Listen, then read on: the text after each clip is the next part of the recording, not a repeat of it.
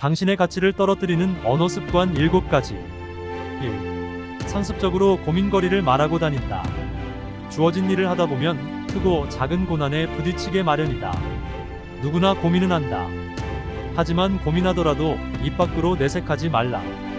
고민이 되든 안 되든 어차피 당신이 풀어야 할 일이다. 특히 당신이 상습적으로 고민을 풀어놓는 대상이 당신에게 실질적인 도움을 주지 못한다면 더욱 입을 다물어야 한다. 당신의 잦은 푸념은 결국 내 능력은 이것밖에 안 돼 라고 광고를 하고 다니는 격이 되고 만다. 모르는 것은 일단 묻고 본다. 모르는 것은 죄가 아니다. 또한 원활한 업무 진행을 위해서라도 모르는 것이 있으면 분명히 짚고 넘어가야 한다. 잘 모르는데 설명을 듣고도 이해하지 못했는데도 무시당할까봐 쑥스러워서 등의 이유로 넘어가는 것은 위험한 일이며 더 큰 실수를 부를 수 있다. 모르는 것이 있다면, 마음속에 진정 의문이 있다면 씩씩하게 물어봐야 한다.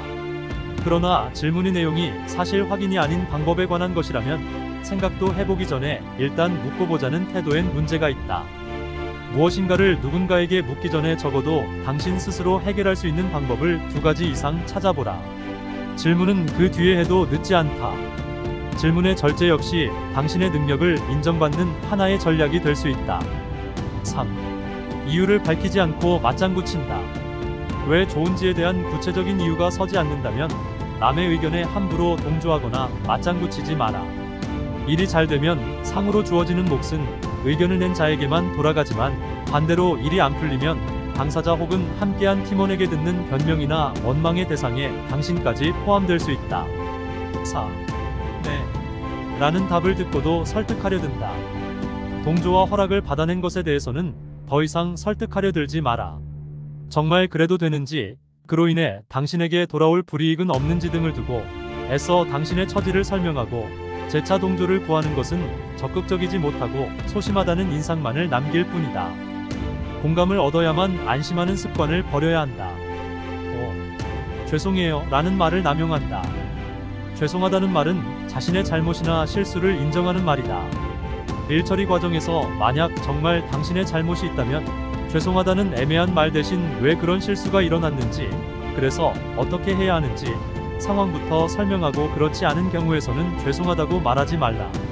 습관적인 죄송은 배려로 받아들여지지 않고 오히려 상대방에게 내가 무관심하다는 것을 보여주는 것임을 명심해야 한다. 6. 스스로 함정에 빠지게 하는 말. 그럼 제가 해볼게요.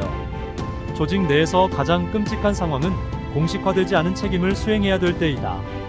당신은 모든 일을 처리하기 위해 조직에 있는 것이 아니며 조직 역시 당신에게 그런 기대를 하지 않는다. 그러나 당신이 당신 업무 외적인 일에 자주 나선다면 조직은 그걸 당연시하게 된다. 무언가 당신이 그 일을 함으로써 당신에게 내적이든 외적이든 도움이 된다고 판단될 때만 나서라. 우선 당신에게 주어진 업무를 분류해보자. 첫 번째, 당신이 반드시 끝내야 하는 일. 두 번째, 당신이 하면 좋지만 반드시 하지 않아도 되는 일. 세 번째, 당신이 하지 않아도 상관없는 일이 있을 것이다. 이 중 세 번째 업무는 머릿속에서 지워라. 제일 우선시해야 할 것은 당연하게 첫 번째 일이다. 시간을 낭비하지 말라는 말이다. 두 번째 업무는 첫 번째에 가까우면서 당신에게 이로운 것을 가려서 취사 선택하라.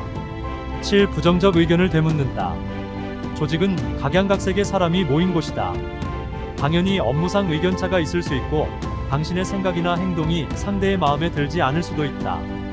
당신이 당신 스스로에 대해 혹은 업무에 대해 확신이 선 상태에서 일을 추진할 경우 태클 세력들에 대해 왜요? 뭐가 잘못됐죠? 하고 되묻지 말라. 쓸데없는 감정 노출로 경계심을 살 필요 없이 결과로만 말하면 된다. 시청해주셔서 감사합니다.